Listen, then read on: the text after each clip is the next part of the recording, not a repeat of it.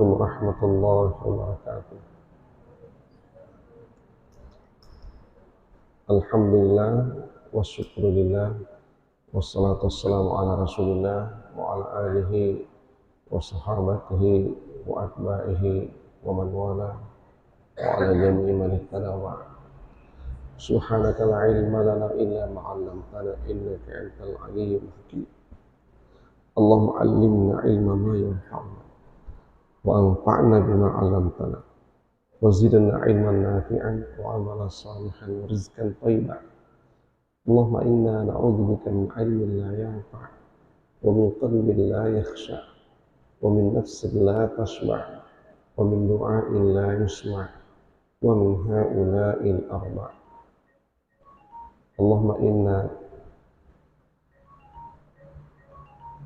Allahumma ja'alna minal ladzina yastami'una al-qawla fayattabi'una ahsanah.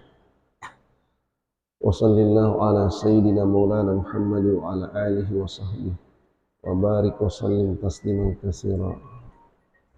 Walhamdulillahi rabbil alamin.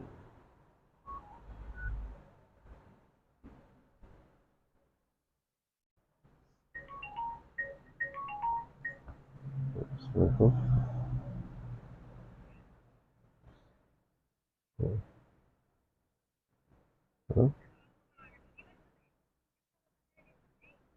Nikmah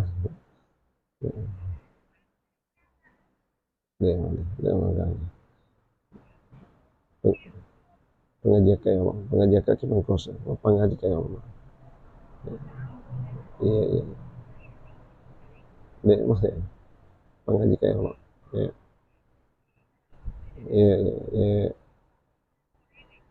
Iya. Bah.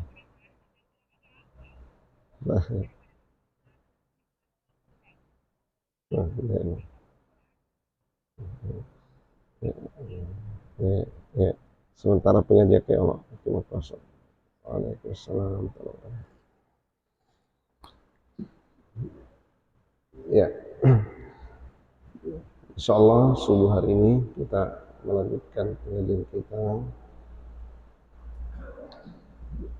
Ya, masih materi tentang kurban. Ya.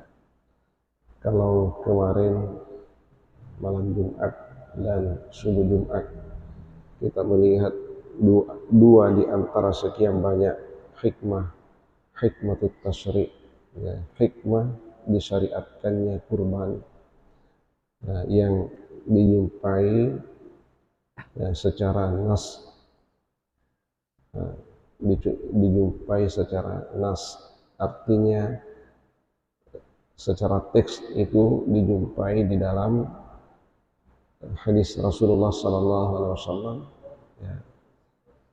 Ada juga itu dijumpai dari hasil cerna pikir manusia, nalar manusia, melihat hal-hal yang tersirat, ya, di balik yang tersurat dari perintah kurban ini. Yang sebelumnya kita lihat, yang pertama adalah kurban itu mesin pencuci dosa. Hadisnya telah kita sebutkan. Dan yang kedua, kurban itu adalah mesin pencetak amal. Nah, hadisnya juga kita telah sebutkan. Kalau pertama itu hadis riwayat Al-Hakim, dan yang kedua itu hadis riwayat Ibnu Majah, dan juga dijumpai pada beberapa sumber sanad yang lain yang menyampaikan informasi yang sama, redaksi sedikit berbeda. Ya, keduanya itu dipahami bahwa kurban adalah di samping sebagai mesin pencuci dosa, juga sebagai mesin pencetak amal. Sesungguhnya inilah dua barang yang sangat-sangat dibutuhkan oleh manusia, disadari atau tidak disadari. Manusia siapa yang tidak ingin disucikan dari dosa? Manusia siapa yang tidak ingin diberatkan timbangan amal kebaikannya? Bukankah Al-Quran mengatakan, Fa amma man saqulat mawazinuhu fa huwa fi 'aisyatin radiyah wa amma man khaffat mawazinuhu fa ummuhu hawiyah. Rumus keselamatan di hari kemudian, ya, rumus keselamatan di hari kemudian adalah siapa yang berat timbangan kebaikannya, maka pasti dialah orang yang beruntung. Siapa yang ringan timbangan amal kebaikannya, maka dialah orang yang celaka. Ya, untuk mengupayakan timbangan kebaikan kita itu berat, timbangan keburukan kita itu ringan, maka butuh mesin pencetak amal sekaligus mesin pencuci dosa. Inilah kurban. Inilah kurban. Abnai talabah wa banati at-talibah al-a'izzatu fillah. Ya, selain dua yang disebutkan ini, ya, kurban dari kata qarubah, yaqrabu, ya, kurban yang artinya mendekatkan atau kedekatan. Apa maksudnya ini? Lihat, orang-orang yang berkurban akan dekat pada dua sisi. Pertama, hablum minallah, yang kedua hablum minannas.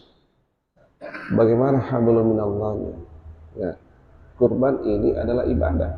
Orang yang beribadah menjalin hubungan baik kepada Tuhannya atau meningkatkan karir kehambaannya. Ya, apalagi kurban ini diletakkan oleh Allah setelah perintah sholat. Fasalli li rabbika wanhar. Fasalli li rabbika wanhar. Terlepas apa artinya sholat di sini, apakah sholat secara umum ataukah sholat secara khusus untuk sholat 5 waktu, ataukah sholat yang lebih khusus lagi pengertiannya pada sholat Idul Adha, dan itulah penafsiran kebanyakan ulama. Ya, sholat Idul Adha, ya, yang intinya adalah sholat. Al-Quran tidak memberi qaid atau sekat bahwa sholat ini yang dimaksud. Jadi boleh dipahami semua sholat, dan juga boleh dipahami secara khusus sholat Idul Adha. Nah, apapun sholat yang dimaksudkan oleh ayat ini, tetap hal yang tidak bisa lepas adalah sholat itu sebagai ibadah, ibadah yang paling inti di antara sekian banyak ibadah yang lain. Setelah itu, maka Al-Quran mengatakan wanhar, berkurbanlah.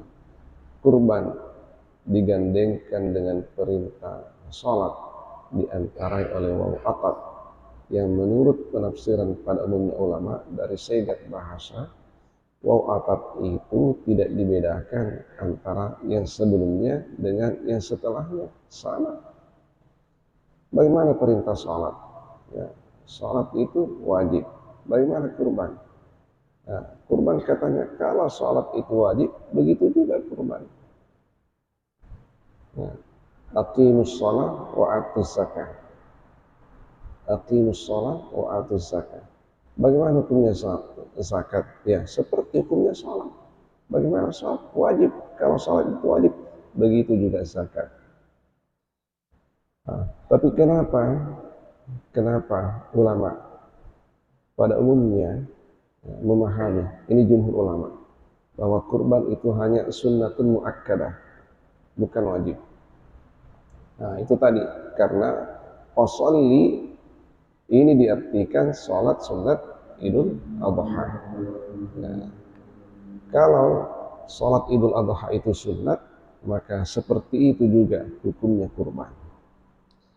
Namun, nah, lagi-lagi ini pendapatnya jumhur ulama. Nah, berbeda dengan Imam Abu Hanifah. Imam Abu Hanifah memang mengatakan kurban itu wajib. Kenapa?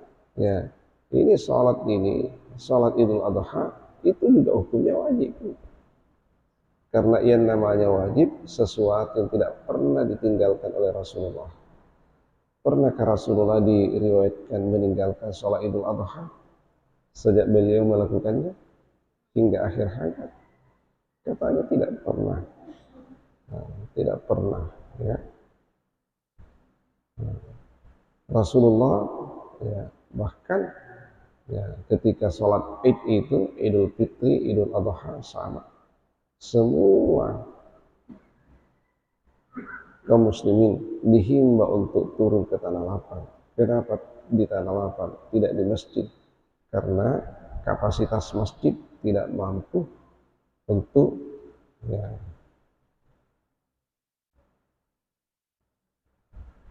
mengcover semua jamaah yang hadir. Maka alternatifnya ke tanah lapang. Ya.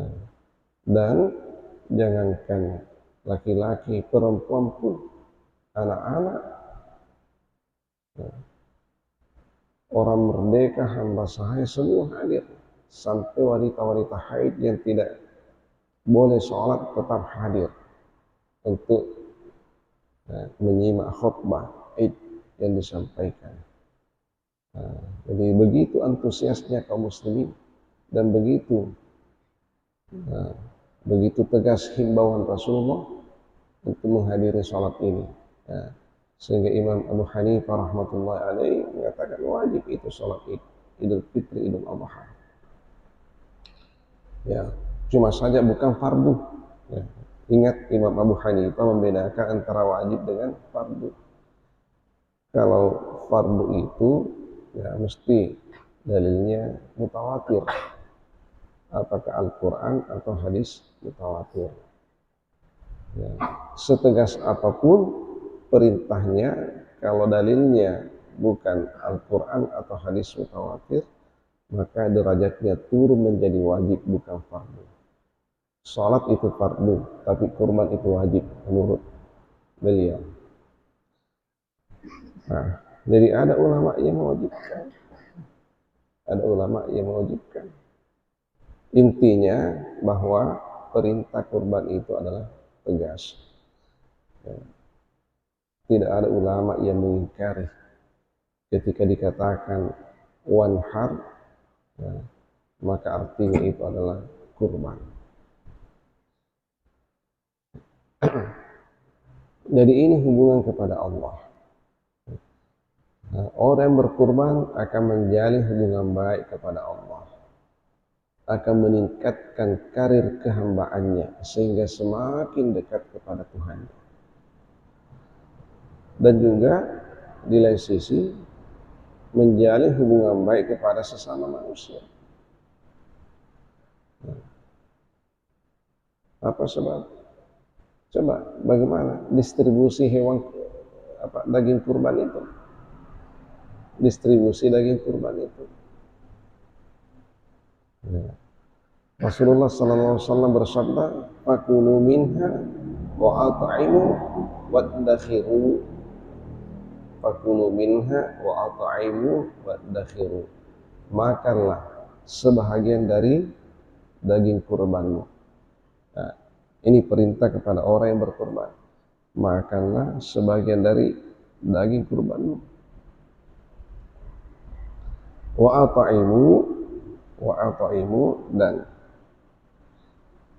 ya, beri makanlah kepada siapa? Ya, Al-Quran menyebutkan ayat yang kita baca tadi itu, rakaat pertama salat subuh, wa at'imul ba'isal faqir. Ya. Beberapa ayat berikutnya mengatakan wa at'imul qani'ah wal mu'tar. Ya. Jadi yang pertama disebutkan al-ba'is al-faqir, ya. Berikutnya al-qani' wal mu'tar. Ya. Ini didahulukan al-ba'is, kemudian al-qani'. Ya. Hewan kurban setelah disembelih, dagingnya didistribusi kepada siapa? Prioritaskan dulu al-ba'is al-faqir, ya, orang-orang miskin. orang-orang yang didesak oleh kebutuhan yang ada di sekitar kita, berikanlah kepadanya. Ya, berikanlah kepadanya. Orang-orang fakir, orang-orang miskin yang ada di sekitar kita, tetangga-tetangga kita, mereka lah itu yang prioritas setelah keluarga yang berkorban. Kenapa? Ya, kenapa? Agar mereka juga bisa merasakan lezatnya daging. Jangan lezatnya daging hanya dirasakan oleh orang-orang yang berada. Ya, tiba saatnya orang-orang yang berkesulitan pun membeli daging bisa merasakan nikmatnya atau lezatnya daging. Coba lihat, ketika sholat Idul Fitri, ketika bulan Ramadan, apa yang dikeluarkan? Yang dikeluarkan apa? Zakat fitrah. Zakat fitrah itu qutul balad, makanan pokok. Mana lauknya? Mana lauknya? Belum ada. Ternyata lauknya nanti itu elit sekali. Ya, nanti di Idul Adha, 2 bulan 10 hari kemudian. Ya, di Idul Adha, ya, ketika sudah dikasih dulu berasnya pada bulan Ramadan, jelang Idul Fitri, lauknya nanti giliran Idul Adha, lauknya itu bukan ikan, tapi dagingnya pun bukan daging ayam, ya. Bukan daging bebek, bukan daging paleko. Nah, dagingnya itu tidak tanggung-tanggung, minimal kambing, yang standar sapi, bisa unta. Luar biasa. Nah, jadi pada hari Idul Adha sampai 3 hari berikutnya, selama 4 hari itu, tenggorokannya orang miskin tidak berbeda dengan tenggorokannya orang kaya. Nikmatnya daging, lezatnya daging juga bisa dirasakan oleh orang-orang miskin yang ada di sekitar kita. Dahulukan mereka, prioritaskan mereka dalam pendistribusian daging kurban. Kalau mereka semua sudah tercover, lalu masih ada lebihnya, maka bisa dibagi ke al-qani' wal mu'tar. Orang-orang yang berkecukupan tidak masalah, mereka dapat bagian daging kurban juga, ya hitung-hitung untuk menjalin silaturahim, menjalin hubungan baik dengan mereka. Ya. Nah ini, jadi intinya itu hablum minan nas.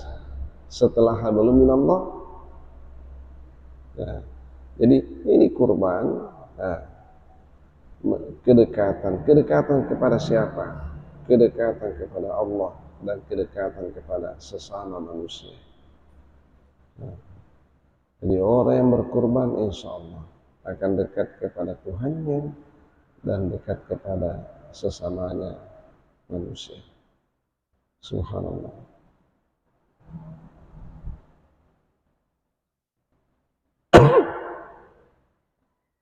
Ya.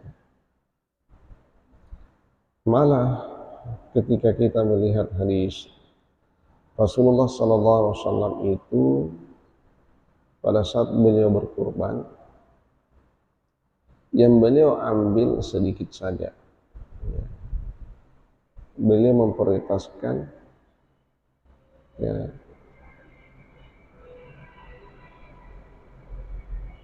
yang dibagikan kepada selain keluarga beliau itu jauh lebih banyak. Nah, dalam satu riwayat itu disebutkan kalau Rasulullah kembali dari sholat Idul Adha langsung menyembelih hewan kurbannya. Beliau sendiri yang sembelih. Lalu setelah itu diambil hatinya. Hatinya itulah yang dimasak. Nah, setelah masak nanti beliau berbuka puasa dengan daging kurbannya itu. Hari itu kita puasa, Pak. Puasa yang unik, ya. Satu-satunya puasa yang tidak sampai matahari terbenam. Titik startnya sama. titik finishnya yang berbeda. Titik startnya itu tetap dari waktu imsak seperti biasanya. Jadi imsak, ya, sebelum berangkat sholat subuh. Setelah kembali dari sholat subuh tidak ada lagi cerita makan, tidak ada lagi cerita minum, tidak ada cerita makan, tidak ada cerita minum. Ya. Langsung berbenah diri. Yang belum mandi, mandi. Ya, pakai wangi-wangian untuk laki-laki, ambil ya, pakaiannya yang khuzu zinatakum inda kulli masjid. Ya, pakaian yang terbaik yang bagaimana? Ya, bukan yang mahal harganya. Yang terbaik itu pertama menutup aurat, sempurna. Yang kedua, ya, yang kedua sedapat mungkin warnanya itu putih, ya, warnanya putih. Kalau perempuan ya dianjurkan kalau tidak putih sekali warnanya gelap. Nah, yang hitam ini, hitam-hitam. Nah, itu di tanah suci itu rata-rata perempuan lebih senang pakai yang hitam. Hindari pakaian yang warna-warni. Ya, banyak sekali warnanya, banyak sekali bunga-bunganya. Ya. Bedakan pergi ke masjid dengan pergi ke pesta. Saya tidak tahu, dulu itu saya ingat saya waktu masih kecil-kecil,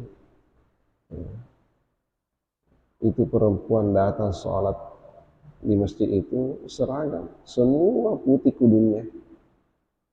Nanti akhir-akhir ini baru macam-macam. Saya ingat saya dulu itu semua putih. Kita sholat taruh itu, keluar perempuan dari masjid, Masya Allah, putih semua jalanan itu. Nah, kalau sekarang ini macam-macam, macam-macam hidungnya perempuan. Saya tidak tahu, modernisasi barangkali, modernisasi. Jadi kalau tidak putih sekalian yang warnanya gelap, jangan warna pink. Ya.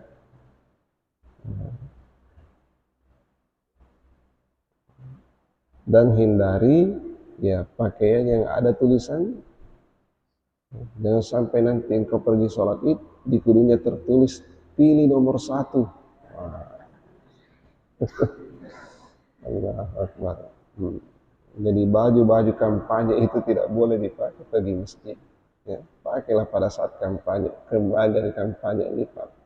Giliran ke masjid tidak boleh. Nah, masjid ini milik semua umat, ya, tidak bisa disekat oleh golongan.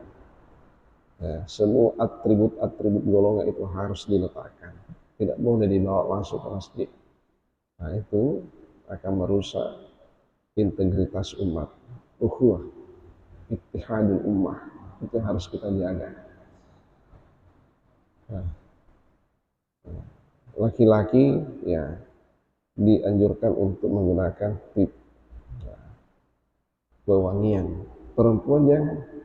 Nah, ini lagi perempuan ini. Perempuan ini ya, tidak kalah dari laki-laki. Malah perempuan lebih wangi daripada laki-laki. Ya Allah. Ini ada larangannya dijumpai di dalam hadis riwayat Ahmad bin Hanbal. La tamna'u ima Allahi masajidallah wal yakhrujna min tafilat. Janganlah kalian melarang hamba-hamba Allah yang perempuan datang ke masjid-masjid Allah. Jadi ini hadis dilarang melarang. Kan ada saudara kita yang melarang perempuan datang ke masjid. Ya, itu dalilnya itu. Baituhunna afdalu minal masajid. Ya, rumah mereka lebih afdal dari masjid katanya. Betul, ada hadis seperti itu. Tapi perhatikan konteks pembicaraannya seperti apa dan suasana ketika itu bagaimana. Ya, itu harus diusut itu.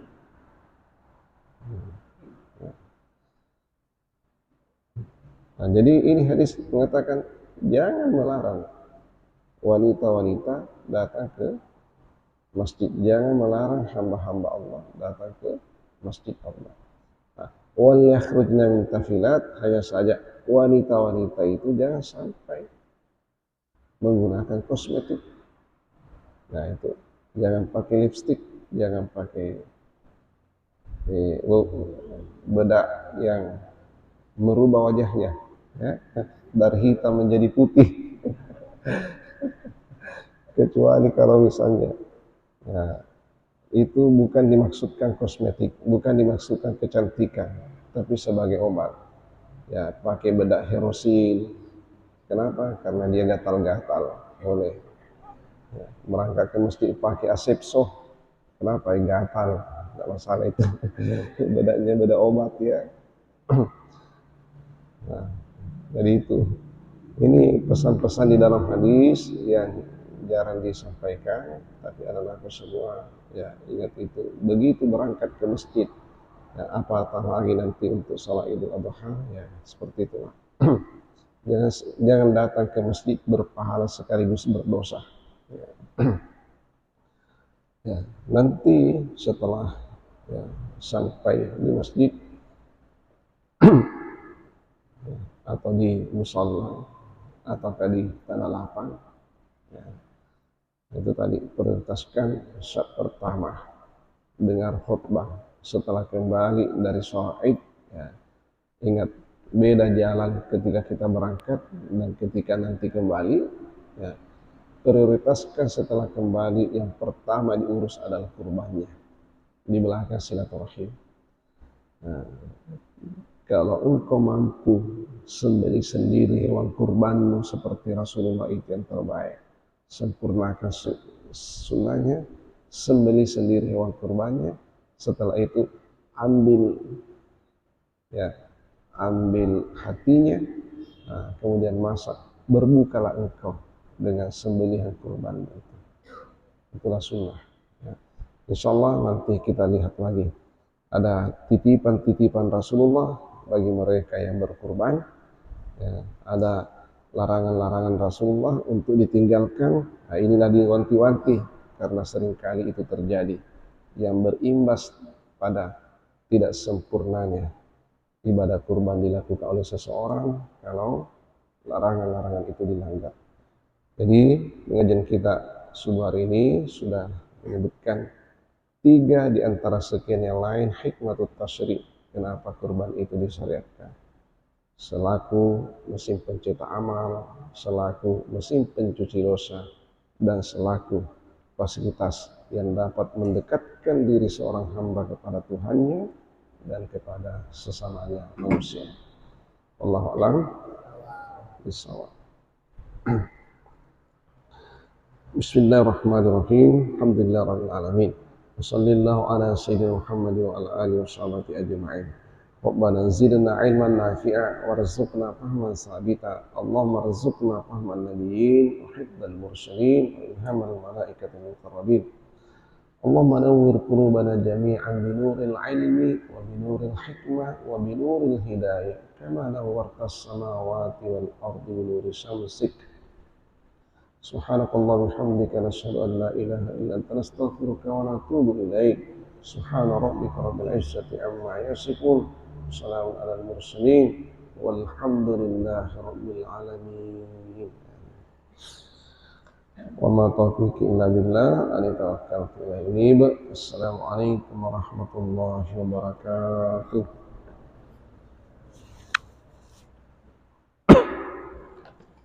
Ya. Salat al-isyraq.